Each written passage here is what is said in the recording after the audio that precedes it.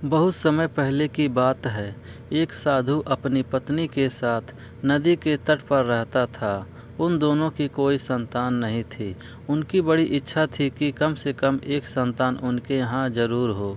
एक दिन साधु जब तपस्या में लीन था, तभी एक चील ने अपने पंजे में फंसी एक चूहिया उसके ऊपर गिरा दी। साधु ने उस चूहिया को घर ले जाने का निश्चय किया, लेकिन उससे पहले उसने उसे एक लड़की में बदल दिया। उस लड़की को देखकर साधु की पत्नी ने पूछा, कौन है ये? इसे कहाँ से लाए हो? साधु ने पत्नी को पूरी बात बताई। उसकी पत्नी बहुत प्रसन्न हुई और वह बोली, तुमने उसे जीवन दिया है, इसलिए तुम ही उसके पिता हुए। इस तरह मैं भी उसकी माँ हुई। हमारे यहाँ कोई संतान नहीं थी, इसलिए भगवान ने इसे हमारे पास भेजा है। जल्द ही वह बच्ची एक सुंदर युवती बन गई। जब वह 16 साल की हुई तो साधु और उसकी पत्नी ने उसका विवाह करने का निश्चय किया। साधु ने सूर्य देवता का आवाहन किया। जब सूर्य देवता उसके सामने आए तो साधु किया ने उससे उसकी बेटी से विवाह करने का अनुरोध। हालांकि लड़की को यह विचार अच्छा नहीं लगा और उसने कह दिया, क्षमा कीजिए, लेकिन मैं सूर्य देवता से विवाह नहीं कर सकती, क्योंकि वह बहुत गर्म है।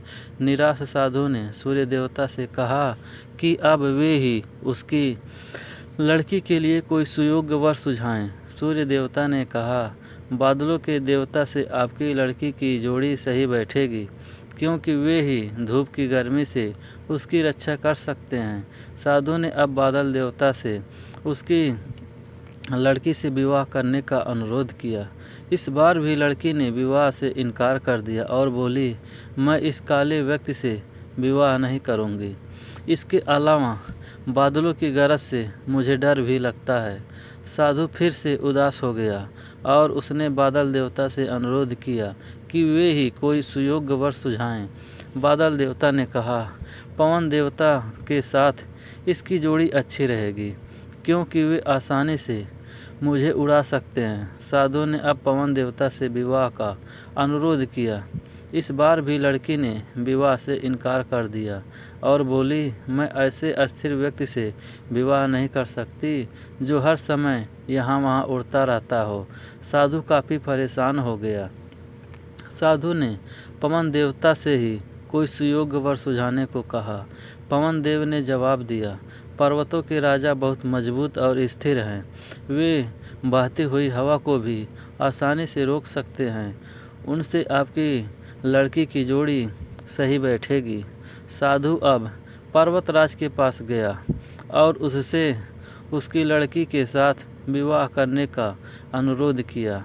हालांकि इस बार भी लड़की ने विवाह करने से इनकार कर दिया और कहा, मैं ऐसे किसी व्यक्ति से विवाह नहीं कर सकती जो इतना कठोर और ठंडा हो। लड़की ने साधु से किसी नर्म वर को खोजने को कहा। साधु ने पर्वतराज से सलाह मांगी।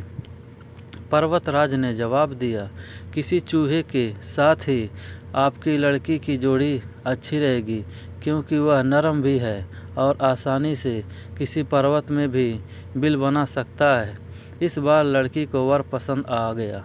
साधु काफ़ी हैरान हुआ और बोला, भाग्य का खेल कितना निराला है।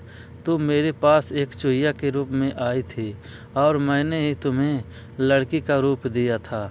चूहिया के रूप में जन्म लेने के कारण तुम्हारे भाग्य में चूहे से ही विवाह करना लिखा था और वही हुआ। भाग्य में जो लिखा था वही हुआ। साधु ने फिर से प्रार्थना शुरू कर दी और लड़की को दोबारा चूहिया बना दिया। दोस्तों, अगर कहानी अच्छी लगी तो प्लीज़ चैनल को लाइक और सब्सक्राइब ज़रूर कर दें। Bye bye.